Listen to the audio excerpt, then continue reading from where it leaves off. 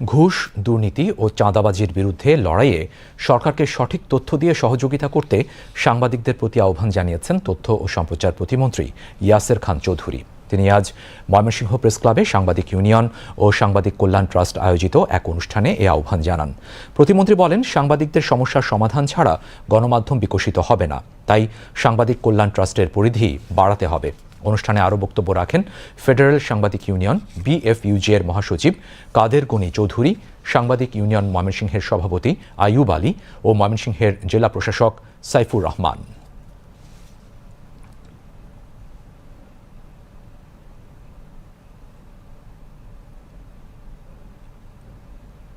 আপনাদেরকে সহযোগিতা আমরা তখনই করতে পারবো যখন আপনারা বস্তুনিষ্ঠ সংবাদ পরিবেশনের মাধ্যমে জনগণের আস্থাটা যে অর্জন করেছেন সেটা অব্যাহত রাখতে পারবেন।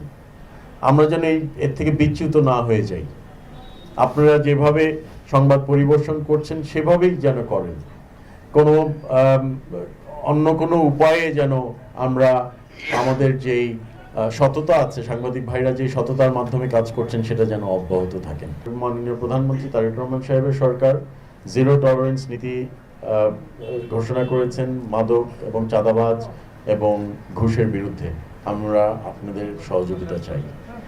যেখানেই দুর্নীতি হবে আপনারা আমাদেরকে অবহিত করবেন, যেখানেই চাঁদাবাজি হবে, মাদকের প্রসার হবে, সেখানেই আপনারা আমাদেরকে সহযোগিতা করবেন তাদেরকে আইনের আওতায় আনার জন্য।